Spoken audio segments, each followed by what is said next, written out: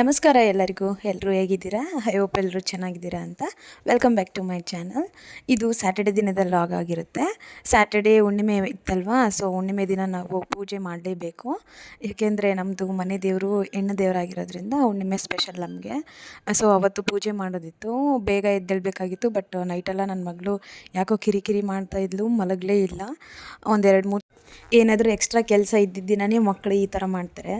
ಅವತ್ತಂತೂ full ಟೆನ್ಷನ್ನು, ಸ್ಟ್ರೆಸ್ಸಲ್ಲೇ ಕೆಲಸ ಮಾಡಬೇಕಾಗುತ್ತೆ. ಆದರೂ ಅಂದ್ಕೊಂಡೆ ನಾನು ಬೇಗನೆ ಎದ್ದೇಳಬೇಕು, ನೈಟ್ ನಿದ್ದೆ ಇಲ್ಲ ಅಂದರೂ ಪರವಾಗಿಲ್ಲ, ಹೆಂಗಾದ್ರೂ ಮಾಡಿ ಎದ್ದೇಳೋಣ ಅಂತ. ಬಟ್ ಅದು ಯಾಕೋ ಆಗಲಿಲ್ಲ. ಸೊ ಲೇಟಾಗೇ ಎದ್ದೆ.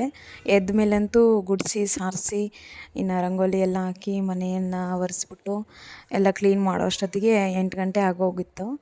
ಸೊ ಆಮೇಲೆ 8:30ಗೆಲ್ಲ ನನ್ನ ಮಗನ ಸ್ಕೂಲಿಗೆ ರೆಡಿ ಮಾಡಬೇಕಿತ್ತು. ಬಟ್ ಟಿಫನ್ ರೆಡಿ ಮಾಡಿ ಕೊಡೋಕ್ಕಾಗಲಿಲ್ಲ. ಅವನು ಹಾಲು ಬ್ರೆಡ್ ಅಷ್ಟೇ ತಿಂದ್ಬಿಟ್ಟು ಹೋದ. ಸ್ವಲ್ಪ ಬೇಜಾರಾಯಿತು, ಬೇಗ ಎದ್ದಿದ್ರೆ ಚೆನ್ನಾಗಿರ್ತಿತ್ತು ಅಂತ. ಮಕ್ಕಳು ತಿಂದೋಗಿಲ್ಲ ಅಂದರೆ ಒಂಥರ ಸಂಕಟ ಆಗುತ್ತಲ್ವ. ಅವನೇನು ಸ್ಕೂಲಿಗೆ ಹೋದ, ಅಷ್ಟರಲ್ಲಿ ನನ್ನ ಮಗಳು ಸಹ ಎದ್ಬಿಟ್ಲು. ಇನ್ನು ನನ್ನ ಮಗಳು ಎದ್ಮೇಲೆ ನಾನು ಪೂಜೆ ಕತೆ ಅಷ್ಟೇ. ಸೊ ಹಂಗಾಗಿ ಸ್ವಲ್ಪ ಪೀಸ್ಫುಲ್ಲಾಗಿ ಮಾಡ್ಬೋದು ಅಂದರೆ ಫಸ್ಟು ಟಿಫನ್ ರೆಡಿ ಮಾಡಿ ಇಟ್ಬಿಟ್ಟು ಮಾಡಿಬಿಡೋಣ ಅಂತ ಅಂದ್ಕೊಂಡೆ. ಹಂಗಾಗಿ ಟಿಫನ್ ರೆಡಿ ಮಾಡೋಕ್ಕೆ ಸ್ಟಾರ್ಟ್ ಮಾಡಿದೆ. ಫ್ರೈಡ್ ರೈಸ್ ಮಾಡಿಬಿಟ್ಟೆ. ನಾವು ಡೈಲಿ ರೊಟ್ಟಿ ಮಾಡ್ತೀವಿ, ಬಟ್ ಹುಣ್ಣಿಮೆ, ಅಮಾವಾಸ್ಯೆ ಹಾಗೆಯೇ ಸೋಮವಾರ ದಿನ ಮಾತ್ರ ರೊಟ್ಟಿ ಮಾಡಲ್ಲ. ಫ್ರೈಡ್ ರೈಸ್ಗೆ ನಾನು ಅನ್ನನ ಮೊದಲೇ ಮಾಡಿಟ್ಕೊಂಬಿಟ್ಟಿದ್ದೆ. ಅದು ಇನ್ನೂ ಬಿಸಿ ಇತ್ತು, ಆದರೂ ನಾನು ಏನು ವೇಟ್ ಮಾಡೋಕ್ಕೆ ಹೋಗಲಿಲ್ಲ. ಹಂಗೇ ಬೇಗ ಬೇಗ ಫ್ರೈಡ್ ರೈಸಿಗೆ ಏನೇನು ಬೇಕೋ ಎಲ್ಲನೂ ರೆಡಿ ಮಾಡಿಕೊಂಡು ಹಾಗೆಯೇ ಅನ್ನನೂ ಸಹ ಆ್ಯಡ್ ಮಾಡಿಬಿಟ್ಟೆ. ಸ್ವಲ್ಪ ಅನ್ನ ತಣ್ಣಗಾಗಿ ಒಂಚೂರು ಉದುರುದ್ರಾಗೋವರೆಗೂ ಕಾಯಬೇಕು ಅದಕ್ಕೆ. ಸೊ ಅಷ್ಟು ಟೈಮ್ ಇರಲಿಲ್ಲ. ಮತ್ತು ಹಸ್ಬೆಂಡ್ಗೂ ಸಹ ಟೈಮ್ ಆಗಿಬಿಡುತ್ತೆ, ಮತ್ತು ಅವರೂ ಹಂಗೆ ಹೋಗ್ಬಿಡಂಗಿದ್ದಾರೆ ಅಂತೇಳಿ ಬೇಗ ಬೇಗ ಹಂಗೇ ಹಾಕಿ ಮಾಡಿದೆ. ಒಂಚೂರು ಮೆತ್ತಗಾಗಿತ್ತು, ಪರವಾಗಿಲ್ಲ, ಚೆನ್ನಾಗೇ ಇತ್ತು. ಅದಾದಮೇಲೆ ಮತ್ತೆ ಪೂಜೆ ಸ್ಟಾರ್ಟ್ ಮಾಡಬೇಕಿತ್ತು. ಇಲ್ಲಿ ನನ್ನ ಮಗಳನ್ನ ನೋಡ್ಕೊಂಡು ಮಾಡೋದಿದೆಯಲ್ಲ, ಅದು ದೊಡ್ಡ ಟಾಸ್ಕ್. ಅಂದರೆ ಅದು ಮನೇಲಿರೋ ಎಷ್ಟು ಕೆಲಸ ಬೇಕಾದರೂ ಮಾಡಿಬಿಡ್ಬೋದು. ಅದರಲ್ಲಿ ಮಕ್ಕಳನ್ನ ಹಿಡ್ಕೊಂಡು ಮಾಡೋದಿದೆ ನೋಡಿರಿ ಕೆಲಸ, ಅದು ಮಾತ್ರ ಯಾರಿಗೂ ಬೇಡ ಅನಿಸುತ್ತೆ. ಎಷ್ಟು ಸಾಕಾಗುತ್ತೆ, ಎಷ್ಟು ಸುಸ್ತಾಗುತ್ತೆ ಅಂದರೆ ಅದು ಮಾಡಿದವ್ರಿಗೆ ಮಾತ್ರ ಗೊತ್ತಾಗೋದು. ನೋಡಿದರೆ ಅಷ್ಟು ಗೊತ್ತಾಗಲ್ಲ, ಅದು ಅವ್ರು ಅನುಭವಿಸಿರ್ತಾರೆ ನೋಡಿ, ಅವ್ರಿಗೆ ಚೆನ್ನಾಗಿ ಅರ್ಥ ಆಗೋದು. ನೋಡಿ ಇಲ್ಲಿ ಎಲ್ಲ ಟಿಫನ್ ಎಲ್ಲ ಮಾಡ್ತಿರ್ಬೇಕಾದ್ರೆ ಎಷ್ಟು ಡಿಸ್ಟರ್ಬ್ ಮಾಡ್ತಿದ್ಲು ನನ್ನ ಮಗಳು ಅಂದರೆ, ಎತ್ಕೋ ಎತ್ಕೋ ಅಂತಲೇ ಅಳ್ತಾಯಿದ್ಲು. ಮತ್ತು ಕೇಳಿದ್ದೆಲ್ಲ ಕೊಡಬೇಕು ಅವಳಿಗೆ, ಇಲ್ಲ ಅಂದರೆ ಮತ್ತೆ ರಂಪಾಟನೇ ಮಾಡಿಬಿಡ್ತಾಳೆ.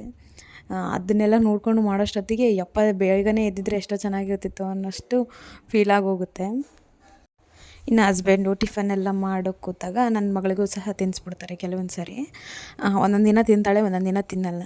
ಸೊ ಅದು ರೆಡಿ ಆಯಿತು, ಸ್ವಲ್ಪ ಪೂಜೆ ಮಾಡೋಕ್ಕೆ ಹೆಲ್ಪ್ ಆಗುತ್ತೆ ಅಂತ ಹೇಳಿ ಅವಳಿಗೂ ತಿನ್ನಿಸ್ಬಿಡಿ ಅಂತ ಹೇಳಿದೆ.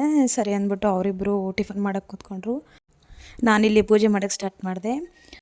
ಇವತ್ತು ಎಲ್ಲನೂ ಕ್ಲೀನ್ ಮಾಡಬೇಕಿತ್ತು, ಎಲ್ಲ ಸಾಮಾನುಗಳೆಲ್ಲ ತೊಳೆದ್ಬಿಟ್ಟು ಆಮೇಲೆ ಪೂಜೆ ಮಾಡಬೇಕಿತ್ತು. ಹಂಗಾಗಿ ಎಲ್ಲನೂ ತೆಗೆದಿಡ್ತಾ ಇದ್ದೀನಿ. ಇನ್ನು ನೋಡಿ ನನ್ನ ಮಕ್ಕಳು ಯಾವಾಗಲೂ ದೇವ್ರ ಮುಂದೆನೇ ಇರ್ತಾರೆ. ಅಲ್ಲಿ ಯಾವಾಗೇ ದೀಪ ಹಚ್ಚಲಿ ಅಲ್ಲಿ ಹೋಗ್ಬಿಟ್ಟು ಅದು ಊದ್ಗಡ್ಡಿದಿರುತ್ತಲ್ವ, ಪುಡಿ ಥರ, ಅದನ್ನೆಲ್ಲ ತಿನ್ನೋದು, ಇಲ್ಲ ಅದನ್ನೇ ಹಾಕ್ಬಿಡೋದು ಕೆಳಗಡೆ, ಎಲ್ಲ ಸವರಾಡೋದು, ಮತ್ತು ಎಣ್ಣೆ ತಗೊಂಡು ಚೆಲ್ಲೋದು ಎಲ್ಲ ಮಾಡ್ತಾರೆ. ಅದೆಷ್ಟು ಗಲೀಜಾಗಿರುತ್ತೆ ಅಂದರೆ ತೊಳೆಯೋಷ್ಟರಲ್ಲಿ ನನಗಂತೂ ಸಾಕಾಗೋಗುತ್ತೆ. ಎಷ್ಟು ಹೇಳಿದ್ರೂ ಅಷ್ಟೇ. ಮಕ್ಕಳು ಯಾರ ಮಾತು ಕೇಳ್ತಾರೆ ಹೇಳಿ? ಯಾರ ಮಾತನ್ನು ಕೇಳಲ್ಲ ಅವರು, ಅವ್ರಿಗೆ ಅನಿಸಿದ್ದೇನೆ ಮಾಡೋದು. ಸೊ ಹಂಗಾಗಿ ಏನೂ ಮಾಡೋಕ್ಕಾಗಲ್ಲ, ಅವ್ರು ಮಾಡಿದ್ದನ್ನು ನಾನು ಕ್ಲೀನ್ ಮಾಡಬೇಕು ಅಷ್ಟೇ. ಇಲ್ಲಿ ಪೂಜೆ ಸಾಮಾನುಗಳನ್ನು ಕ್ಲೀನ್ ಮಾಡ್ತಾಯಿದ್ದೀನಿ, ಅಂದರೆ ತೊಳಿತಾ ಇದ್ದೀನಿ. ನಾನು ಯಾವಾಗಲೂ ಮೊದಲಿಗೆ ವಿಮ್ ಇರುತ್ತಲ್ವ, ವಿಮ್ ಲಿಕ್ವಿಡ್ ಹಾಕ್ಕೊಳ್ತೀನಿ. ಅದಾದಮೇಲೆ Pitambari powder. So Vim liquid ಮತ್ತು ಪೀತಾಂಬರಿ ಪೌಡರ್ನ ಮೊದಲಿಗೆ ಚೆನ್ನಾಗಿ ಉಜ್ಜಿಬಿಡ್ತೀನಿ. ಉಜ್ಜಿ 1-2 ನಿಮಿಷ ಬಿಡ್ತೀನಿ. ಸ್ವಲ್ಪ ಅದು ಏನೇನು ಕಲೆಗಳಿದ್ದರೆ ಸ್ವಲ್ಪ ರಿಮೂವ್ ಆಗುತ್ತೆ. ಸೊ ಹಂಗಾಗಿ 1-2 ನಿಮಿಷ ಬಿಟ್ಬಿಡ್ತೀನಿ. ಅದಾದಮೇಲೆ ಒಂದು ಸ್ವಲ್ಪ ಹುಣಸೆ ಹಣ್ಣು ಇರುತ್ತಲ್ವ, ಸೊ ಅದನ್ನು ತಗೊಂಡು ಮೇಲೆ ಇನ್ನೊಂದು ಸರಿ ಉಜ್ಜಬೇಕು. ಸೊ ಆವಾಗ ಏನಾದರೂ ಕಲೆಗಳಿದ್ದರೆ ಚೆನ್ನಾಗಿ ಹೋಗುತ್ತೆ. ಹಾಗೆಯೇ ನೀವು ಇದು ಕಳಸದ ಚಂಬಿರುತ್ತಲ್ವ, ಸೊ ಅದಕ್ಕೆ ನೀರು ಹಾಕಬೇಕಾದ್ರೆ ಅದು ಫುಲ್ ಹಾಕ್ಬಾರ್ದು, ಒಂದು ಸ್ವಲ್ಪ ಕಡಿಮೆನೇ ಹಾಕಬೇಕು. ಅದ್ರ ಮೇಲೆ ನೀರು ಕೂತ್ಕೊಳ್ಳೋ ಥರ ಹಾಕ್ಬಾರ್ದು. ಅದು ಕಂಠ ಏನಿರುತ್ತೋ ಅದ್ರ ಮೇಲೆ ಬರೋ ಥರ ಹಾಕ್ಬಾರ್ದು. ಅದೇನಾದರೂ ನೀರು ಮೇಲೆ ಬಂತು ಅಂದರೆ ನೀರು ಎಲ್ಲೆಲ್ಲಿರುತ್ತೋ ಅಲ್ಲೆಲ್ಲ ಕಲೆಗಳಾಗುತ್ತೆ. ಸೊ ಇದನ್ನು ಒಂಚೂರು ಫಾಲೋ ಮಾಡಿ. ಈ ರೀತಿ ಹುಣಸೆ ಹಣ್ಣನ್ನು ಹಾಕಿ ತೊಳೆಯೋದ್ರಿಂದ ಒಂದು ವಾರ, ಒಂದು 10 ದಿನದವರೆಗೂ ಕಲೆಗಳಾಗ್ದೇ ಚೆನ್ನಾಗಿ ಹಾಗೇ ಇರುತ್ತೆ. ಒಂಥರ ಆರೆಂಜ್ ಕಲರ್ ಬರುತ್ತಲ್ವ, ರೆಡ್ಡಿಶ್ ಥರ ಆಗುತ್ತೆ ನೋಡಿ. ಸೊ ಆ ಥರ ಆಗೋಲ್ಲ. ಹುಣಸೆ ಹಣ್ಣು ಹಾಕಿ ಯಾವಾಗಾದರೂ ತೊಳಿಬೇಕಾದ್ರೆ ಇದು ಚೆನ್ನಾಗಿ ವರ್ಕ್ ಆಗುತ್ತೆ. ನಾನು ಯಾವಾಗಲೂ ಪೂಜೆ ಸಾಮಾನುಗಳನ್ನು ಇಲ್ಲೇ ಅಂದರೆ ಸಿಂಕಲ್ಲೇ ತೊಳೆಯೋದು. ಯಾಕೆಂದರೆ ನಾನು ಪಾತ್ರೆಗಳನ್ನು ಇಲ್ಲಿ ತೊಳೆಯಲ್ಲ, ಹೊರಗಡೆ ತೊಳಿತೀನಿ. ಹಂಗಾಗಿ ಸಿಂಕಲ್ಲೇ ಯಾವಾಗಲೂ ನಾನು ಕ್ಲೀನ್ ಮಾಡೋದು. ಕೆಲವೊಬ್ಬರು ಸಿಂಕಲ್ಲಿ ತೊಳಿಬಾರ್ದು ಅಂತ ಹೇಳ್ತಾರೆ, ಬಟ್ ಬೇರೆ ಕಡೆ ತೊಳೆಯೋಕ್ಕೆ ಪ್ಲೇಸ್ ಇಲ್ಲ. ಇದ್ರೂ ಸಹ ಅಲ್ಲಿ ನನಗೆ ಚೆನ್ನಾಗಿ ಅನಿಸಲ್ಲ, ಕಾಲಿಂದ ಎಲ್ಲ ತೊಳಿತೀವಿ. ಸೊ ಹಂಗಾಗಿ ನಾನು ಇಲ್ಲಿ ಸಿಂಕಲ್ಲೇ ತೊಳೆದು ಬಿಡ್ತೀನಿ. ಇಲ್ಲಿ ಹಂಗಾಗಿ ನಾನು ಪಾತ್ರೆಗಳನ್ನು ತೊಳೆಯಲ್ಲ. ಅದಾದಮೇಲೆ ಈ ಪೂಜೆಗೆಲ್ಲ ಸಾಮಾನೆಲ್ಲ ತೊಳೆದಾದ್ಮೇಲೆ ಮತ್ತು ದೇವ್ರ ಫೋಟೋಸ್ ಏನಿದೆ ಅದನ್ನೆಲ್ಲ ತೊಳೆದ್ಬಿಟ್ಟು ಕುಂಕುಮ ವಿಭೂತಿ ಎಲ್ಲ ಇಟ್ಟು ಈಗ ಪೂಜೆ ಸಾಮಾನುಗಳೆಲ್ಲ ಕ್ಲೀನ್ ಮಾಡ್ಕೊಂಡಿದ್ದಾಯಿತು. ಈಗ ದೇವರು ಫೋಟೋಸ್ ಎಲ್ಲ ಎಲ್ಲಿಡ್ತೀನೋ ಆ ಕಟ್ಟೆ ಏನಿದೆ ಅದೆಲ್ಲ ತುಂಬಾ ಗಲೀಜಾಗೋಗ್ಬಿಟ್ಟಿದೆ. ಸೊ ಮಕ್ಕಳೆಲ್ಲ ಎಣ್ಣೆ ಮತ್ತು ಅದು ಉದ್ದು ಕಡ್ಡಿದು ಪುಡಿ ಎಲ್ಲ ಹಾಕ್ಬಿಟ್ಟಿದ್ದಾರೆ. ಸೊ ಅದನ್ನು ಒಂಚೂರು ಕ್ಲೀನ್ ಮಾಡ್ಕೊಳ್ಬೇಕು. ಈಗ ಅದು ಹೋಗೋದೇ ಇಲ್ಲ, ಯಾಕೆಂದರೆ ಅದು ನಾನು ವಾಲ್ಪೇಪರ್ ಇರುತ್ತಲ್ವ ಅದನ್ನು ಹಾಕಿದ್ದೀನಿ. ಮೊದಲಲ್ಲಿ ಟೈಲ್ಸ್ ಇತ್ತು, ಸೊ ಅದೆಲ್ಲ ಗಲೀಜಾಗಿ ಕಾಣಿಸುತ್ತೆ ಅಂತಂದೇಳಿ ಇದನ್ನು ಹಾಕಿದೆ. ಸೊ ಇದು ಇನ್ನೂ ಗಲೀಜಾಗಿ ಕಾಣಿಸ್ತಿದೆ, ಯಾಕೆಂದರೆ ಈ ಮಕ್ಕಳಿದಾರಲ್ಲ ಎಲ್ಲ ಗಲೀಜು ಮಾಡಿಬಿಡ್ತಾರೆ. ಸೊ ಅದನ್ನು ಸಹ ನೀಟಾಗೆಲ್ಲ ಕ್ಲೀನ್ ಮಾಡ್ತಾಯಿದ್ದೀನಿ. ಇಲ್ಲಿನೂ ಸಹ ವಿಮ್ ಲಿಕ್ವಿಡ್ ಹಾಕಿ ಅದನ್ನು ಒಂದು 2 ನಿಮಿಷ ಬಿಟ್ಬಿಟ್ಟು ಆಮೇಲೆ ಉಜ್ಜುತ್ತಾ ಇದ್ದೀನಿ. ಅದೇನು ಉಜ್ಜಿದ್ರೂ ಹೋಗಲ್ಲ, ಒಂದು 70% ಅಷ್ಟೇ ಹೋಗೋದು. ಅದು ಕಲೆ ಹಾಗೇ ಇರುತ್ತೆ. ಹಾಗಾಗಿ ಇದು ವಾಲ್ಪೇಪರ್ನ ಕಿತ್ತಾಕೋಣ ಅಂತ ಅಂದ್ಕೊಂಡಿದ್ದೀನಿ. ಅದು ಇನ್ನು ಯಾವಾಗ ಮಾಡ್ತೀನೋ ಗೊತ್ತಿಲ್ಲ. ಇದೆಲ್ಲ ಕ್ಲೀನ್ ಆದಮೇಲೆ ಮತ್ತು ದೇವ್ರ ಫೋಟೋಸು ಆಮೇಲೆ ಕಾಯಿ ಏನಿದೆ ಅದನ್ನು ಸಹ ನೀಟಾಗಿ ತೊಳೆದು ಕುಂಕುಮ ವಿಭೂತಿ ಎಲ್ಲ ಇಟ್ಕೊಳ್ತಿದ್ದೀನಿ. ಇದನ್ನು ಕೆಳಗಡೆ ಕೂತು ಮಾಡಬೇಕಾದ್ರೆ ನನ್ನ ಮಗಳು ನೋಡಿರಿ ಯಾವ ರೀತಿ ಮಾಡ್ತಾಳೆ ಕೆಲಸ ಅಂತ. ಅವರಪ್ಪ ಏನು ಹೋಗ್ಬಿಟ್ರು, ಇವಾಗ ನನ್ನ ಜೊತೆನೇ ಇರ್ತಾಳೆ ಅವಳು. ಸೊ ಹಂಗಾಗಿ ಹಿಂದೆನೇ ಇಟ್ಕೊಂಡೇ ಕೆಲಸ ಮಾಡಬೇಕು. ಅವಳು ಏನಾದರೂ ತಿನ್ನೋಕೆ ಕೊಟ್ಟರೆ ತಿಂದ್ಕೊಂಡು ಸುಮ್ಮನೆ ಕುಂದಿರ್ತಾಳೆ ಅಂತ ಬಿಸ್ಕೆಟ್ ಕೊಟ್ಟರೆ ಬಿಸ್ಕೆಟ್ನೆಲ್ಲ ಪುಡಿ ಪುಡಿ ಮಾಡಿ ಮತ್ತು ಇನ್ನೊಂದು ಕೆಲಸ ಬೇರೆ ಇಟ್ಲು.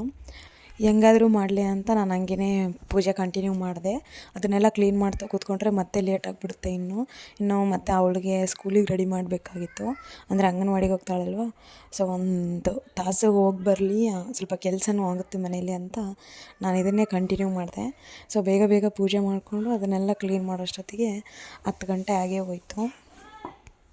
ಇವತ್ತು ಲೇಟಾಗಿ ಎದ್ದಿದ್ದರಿಂದ ನಾನು ರಂಗೋಲಿನೂ ಸಹ ಸರಿಯಾಗಿ ಹಾಕಲಿಲ್ಲ, ಹೆಂಗೆಂಗೋ ಹಾಕ್ಬಿಟ್ಟಿದ್ದೀನಿ. ಹಾಗಾಗಿ ರಂಗೋಲಿ ವೀಡಿಯೋನ ಸರಿಯಾಗಿ ಮಾಡಲಿಲ್ಲ. ಅದೇನು ಚೆನ್ನಾಗಿ ಬಂದಿಲ್ಲ ಬಿಡು ಅಂತ ಸುಮ್ಮನಾದೆ. ನೀವೇನಾದರೂ ಲೇಟಾಗಿ ಎದ್ದಾಗ ಸೇಮ್ ಇದೇ ರೀತಿ ರಂಗೋಲಿನ ತಪ್ಪಾಗಿ ಹಾಕೋದು ಇಲ್ಲ ಎಲ್ಲ ಕೆಡಿಸ್ಬಿಡೋದು ಮಾಡ್ತೀರಾ? ಕಮೆಂಟ್ ಮಾಡಿ ತಿಳಿಸಿ. ನಾನಂತೂ ಯಾವಾಗಲೂ ಇಷ್ಟೇ, ಯಾವತ್ತಾದ್ರೂ ಲೇಟಾಗಿ ಎದ್ದಿದ್ದೀನಿ ಅಂದರೆ ಅವತ್ತು ರಂಗೋಲಿ ಮಾತ್ರ ಚೆನ್ನಾಗೇ ಹಾಕಲ್ಲ. ಅದು ಗೊತ್ತಿದ್ರೂ ಸಹ ತಪ್ಪಾಗಿ ಹಾಕಿ ಬಂದಿರ್ತೀನಿ, ಇಲ್ಲ ಅರ್ಧಂಬರ್ಧ ಹಾಕಿಬಿಟ್ಟು ಬಂದುಬಿಟ್ಟಿರ್ತೀನಿ. ಅದು ಅವತ್ತು ನನಗೆ ಅನಿಸುತ್ತೆ ಇವತ್ತು ಲೇಟಾಗಿ ಎದ್ದಿದ್ದೀನಿ ಅದಕ್ಕೆ ಹಿಂಗೆ ಹಾಕಿದ್ದೀನಿ ಅಂತ. ಒಂದು ಸಲ ಅಬ್ಸರ್ವ್ ಮಾಡಿದಾಗ ಗೊತ್ತಾಗುತ್ತೆ. ಯಾವಾಗಲೂ ಹಿಂಗೇ ಆಗೋದು, ಲೇಟಾಗಿ ಎದ್ದರೆ ಮಾತ್ರ ಪಕ್ಕ ನಾನು ರಂಗೋಲಿ ಮಾತ್ರ ತಪ್ಪಾಗಿ ಹಾಕಿಟ್ಟು ಬಂದಿರ್ತೀನಿ. ನೋಡಿ ನನ್ನ ಮಗಳು ಆವಾಗಲೇ ಎಷ್ಟೆಲ್ಲ ಸಾಮಾನು ಹರಬಿಟ್ಬಿಟ್ಟಿದ್ದಾಳೆ.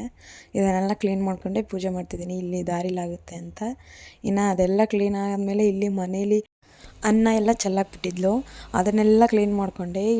ಹಾಗೆಯೇ ಇವತ್ತಿನ ದಿನ ಹೀಗೇ ಅವಸರವಾಗಿಯೇ ಮುಗೀತು. ಹಾಗೆಯೇ ಮುಂದಿನ ವಿಡಿಯೋದಲ್ಲಿ ಮತ್ತೆ ಸಿಗೋಣ. ಅಲ್ಲಿವರೆಗೂ keep watching and keep supporting. Thank you so much all.